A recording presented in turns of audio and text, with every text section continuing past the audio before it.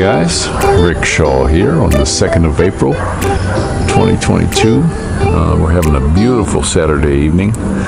My sweetheart and the kids and I were out shopping today. We're having our friend Holcomb from Sweden's going to be in town, and we're going to have him come stay with us for a couple of days, do some cooking and BSing and just having a nice time. His beautiful sweetheart Charities, they're going to come stay with us, and we're looking forward to that. It's time in my life where, you know, this is stuff's important to me. You know, since we've been here, because of the channel, actually, we've met a lot of really good people like Tropical Tim and Ray. We're looking forward to getting down and seeing them soon. And of course, our buddy Mark Rowlands, he's been out a couple times. We want to get out and see him. I haven't met his sweetie yet, but hoping to soon. You know, he's another good dude. Met him through the channel. I got another buddy we actually haven't met yet, Mike, and he may come up for a visit one of these times soon. He's down on another island. He was in I believe that's Surigao, where they had the bad the place around him was all ripped up from the hurricane. But we're hoping to see him one of these days soon, and it's you know, this time in my life where I'm looking forward to being with people who are just like-minded and nice folks. I get tired of the trolleys. You know, I had a really good Filipino friend when I was in the States, and whenever somebody was, you know, basically a butthead, he called them trolleys. So, and I ain't into that anymore. I'm past all that. You know, I just want to have good friends around and visit good friends and eat and drink and be merry, you know, basically. But sometimes I get people on the channel that come here are just trying to be jerks. I think, you know, they're trying to push your buttons and all that. And be honest with you, I just get tired of that. You know, I do. I don't really get rid of anybody unless they're starting to do foul language and stuff, because my kids watch the channel too. But you get blamed for taking stuff down anyway. It just seems really weird. But you guys need to really check out Tropical Tim's channel, how he's fixing his house up. That's really cool. We're looking forward to getting down there if they get rid of this jab mandate. But one of the things that happened today, we were up at Padre Garcia, and I had to pee. And they have a bathroom there, and you have to give them 5 pesos to go pee. And I went there, and the guy says, "Oh, you got to put on our slippers." Well, he pointed to where the slippers were, and I'm not kidding you. They were like size 6. And I said, "Dude, they're not going to fit. I'll take mine off and walk in there." "No, you have to put on our slippers." You know, he was just rigid.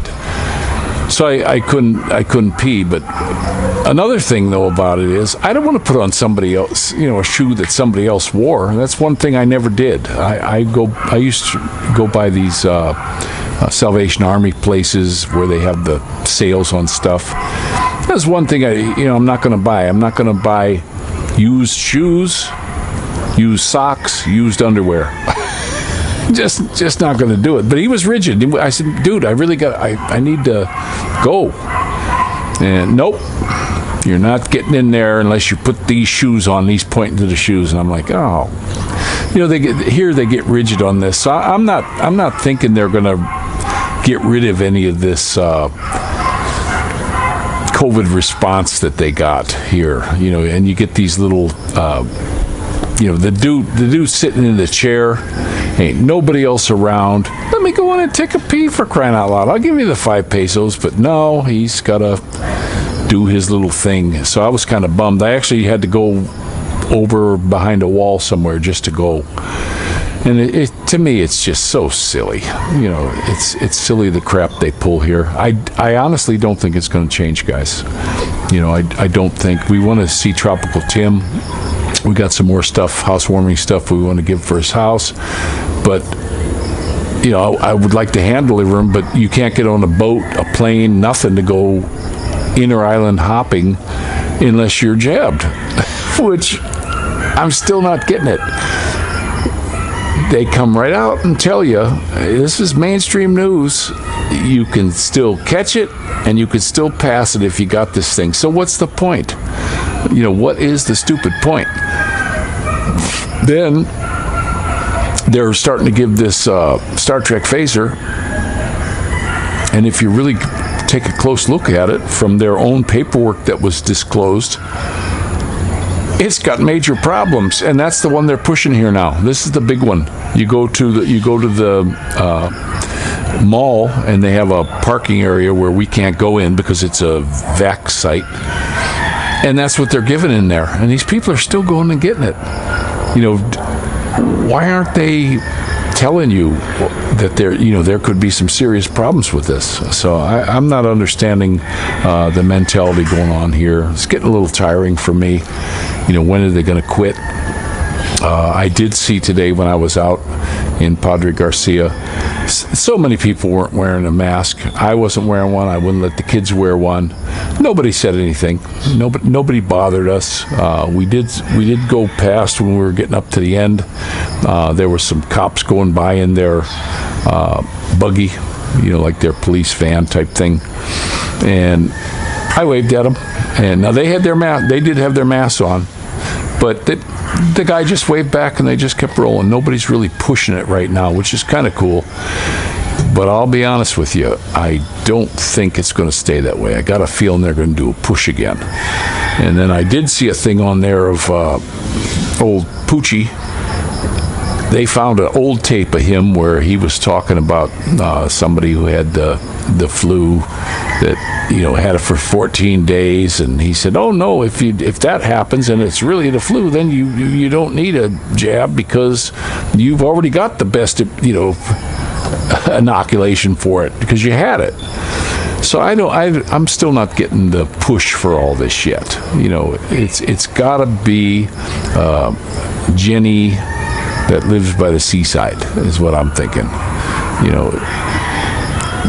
They're just pushing it a little bit too much, if you ask me.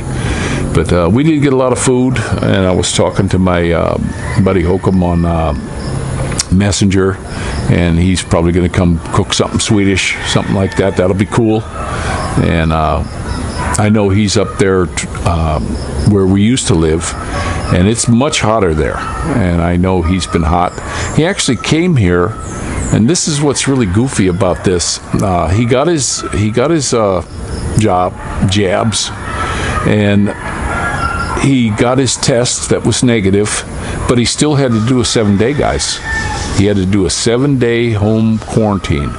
And that the Barron guy's watching out for you. He said it's kind of lax, but you don't want to get into trouble with that. That's for sure. If they catch you out doing something. So what was the point of that? And I actually don't think if you're coming from another country and you get a test 48 hours before you come here, can't you contract it within that time limit of your travels and all this? I'm not getting the point of all these tests and stuff. And then, there's so many of these tests where people are coming out, and one guy took a couple drops of water. He opened up his sink, and he let the water run for a minute, and then he turned it down to where it was a drip, and he put it over the dang test, and guess what? Came out positive. So, is it just a money thing with these people? I'm starting to wonder that. But, we're looking forward to seeing our friend. He's going to be in town for a little bit. Of course, he's going to have to go back, because you have to have a ticket in and out here. You get to 30 days, and then you're in. Then you have to have your ticket out, or they won't let you in. So there's a lot of stuff still going on with that. There's other countries. Somebody was telling me some of these other Asian countries you can get in without a jab at all. As of right now, I can't do any inter-island travel at all. We're also planning a trip down to Quezon on the southern border, so we can go pitch our tent on the beach and all this. And our friends that are going to be meeting with us here, they said if it goes to level 2, then they're not going to be able to go, you know. And who's going to say, you know, what's up? So it just keeps changing way too fast and too much here with all that's going on. I even looked in the States. Now they're starting to get some places where they're going to do the masking again. And Fucci's back online. He's telling people, yeah, if you go indoors, you got to have them and all. You know, when are they going to quit this? You know, is there an end date to this? When this is just going to be over? I mean, holy cow. They've already wrecked stuff, you know, with people, with their money. And then people will tell you, oh, you don't get the jab, it's all your fault. Well, you know something? It's not my fault. I didn't say anybody had to get it or not. The government did. So, you know, you gotta look to who to blame, and that's those guys. They're the ones who, you know, foisted this crap on you. And to me, I said it in the beginning when I was doing vlogs on this, and I'm saying it now. I'm not buying any of it. Nobody's ever isolated this convid crap. Some guy put out $1 million, said, you show me an isolated thing, and I'll give you this $1 million. Nobody's collected it.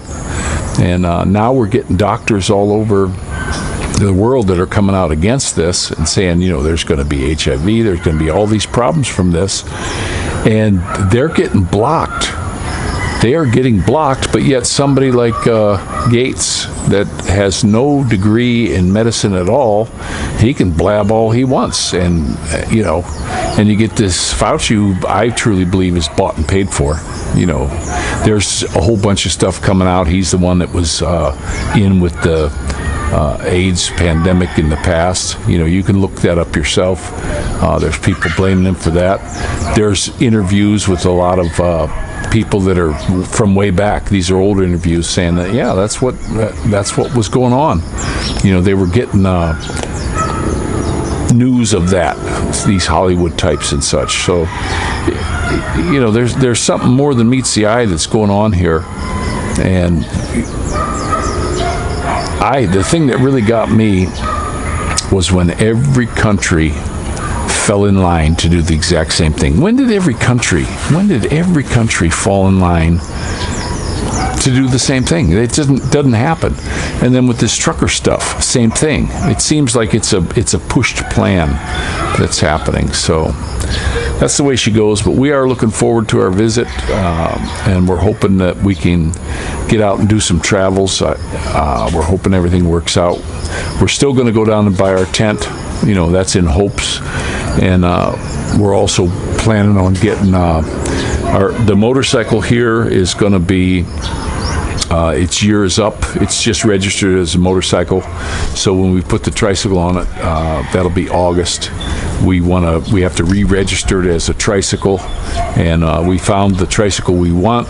We're just trying to find a decent price on it right now, depending on who the builder is. And I want to see the welds. I want to make sure it's not a crappy one. But we found the exact one we want that we could travel with. We want to put a basket on top. And for me, when we do island hopping and stuff, I'd rather be on the tricycle than in the car, be honest with you. You know, it just, I can see more. I want to do this tricycle better. Last time we were in Mindoro for a month on the tricycle when the kids were real little. And we came out of Mindoro in the tropical storm, and I got soaked. The family was okay because we got a curtain and we blocked them in so they stayed high and dry, but me, I got soaked. So this new one, I want a windshield on it, a regular glass windshield. I was trying to put plastic up to keep me dry. No. And it was actually a cold rain, so I was getting the shivers, and it wasn't too good of a trip back. So I want to make sure that I'm covered. I don't get too soaked if there is some rain or anything like that. I don't mind my legs get a little bit wet or anything like that, but you know, when your torso starts getting wet and it's night, we did some traveling at night. When we came back from Mindoro last time, it was we hit the Gaitai at like 2 in the morning, and I'm not kidding you. I was freezing my butt off. It was cold because everything I had got wet. I should have had some clothes that were set back that were dry, but it just the rain wouldn't quit, and I had no way of really keeping it off me. So the new Tricycle, I want to definitely make sure I'm covered. I'm covered so that I don't get too soaked in case if it happens, because you never know when the rain's going to come here. We had the other day, we had the most beautiful sunshine, and then poof, it started pouring for about 15 minutes, and then it quit, and then the sun came back. And I know Tropical Tim right now, he's getting some torrential downpours, not a hurricane or anything like that, but a lot of rain, and you get that here. That's just something you need to get used to. The year my son was born, Geronimo, we went into the hospital on right before he was born, and we were there a couple days. When we went in, it was beautiful sunshine, and when we came out, it was pouring. It was raining. And all the way from his birth, May, I think it was the 20 or 21st of May, we come out of the hospital. And from that day all the way up until the new year, we had 3 days where there wasn't rain. The rest of the time it rained here. And I was actually telling my wife, man, I want to move. I want to move back. I want to get out of here. It was just too much for me. It wasn't that it rained all day. Some days it didn't rain all day, but it just was raining. Every time you go plan to do something, it was umbrella time. And I don't dig that. I don't really like that. Now, since we've been here, since last May, we really haven't had that much rain. But you never know here. You don't know in the Philippines when it's going to start raining, like Forrest Gump rain. And you don't know what you're going to get. Sometimes rain even comes from underneath. And but it's all, it's all good now. That was a freak year. That was 2017. And, before the COVID stuff. And I do hope this ends here. I know there's a lot of you guys want to come. I got some people that hit me on the channel that want to come here. Some people are coming in May and all that, and been talking to a guy that got stuck in Vietnam, Scott. Hey, buddy, and hope to meet him and his sweetheart pretty soon. And a lot of folks that are coming here. I want to meet him. There's another fella. He's down south in Negros. He's going to be going up to Manila. And we hope to meet him too. I've been going back and forth with him on the channel a good bit and on Messenger. And this is this time of my life. I want to meet him. I definitely want to meet him. It's tough for me not knowing Tagalog. I don't know why. I got a mental block on Tagalog. I know a little bit, but it was like today in the store. I went in there and I asked the girl for the one item she had behind there, and I was telling her, move to the right, move to the right. Of course, she's moving to the left, and I said, move to the right, it's right there. And then I asked the manager was there, and I had talked to him before, his English was good, and I said, could you tell her what I want? And he told her in English. Why didn't he tell her in Tagalog so she could grab it? And why didn't he walk over and grab it and throw it on the counter? So I just gave up. It's my fault because I don't speak the language. I don't know why I do have a mental block, but my wife will tell me words. I'll try to use them that day, and I just forget so many of them right off the bat. So maybe I'm getting too old. I don't know. Old and cranky. But I'm going to go ahead and let you go. I haven't been doing that many videos because we've been pretty busy getting prepared for our friend. We cleaned the upstairs, and tomorrow we got all new bedclothes for him. I got the air conditioner up and running, and got the bathroom all cleaned. We're going to let them have that room while they're here. I know coming from Sweden, they're coming from a real cold, and I know Håkam's been saying how hot it is here, and I know where we used to live. I have a thing on my phone that has the weather from here, and then I have it where we used to live, and then Manila, and it's always 10 degrees cooler here.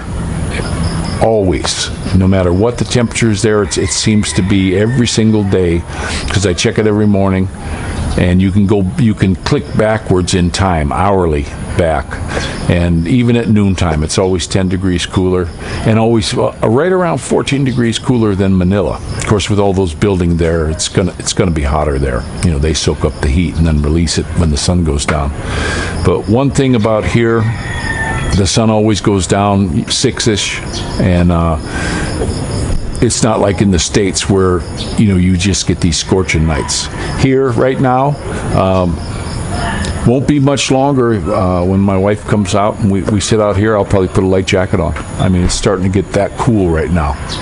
So that's kind of neat. In the house here, it's always breezy.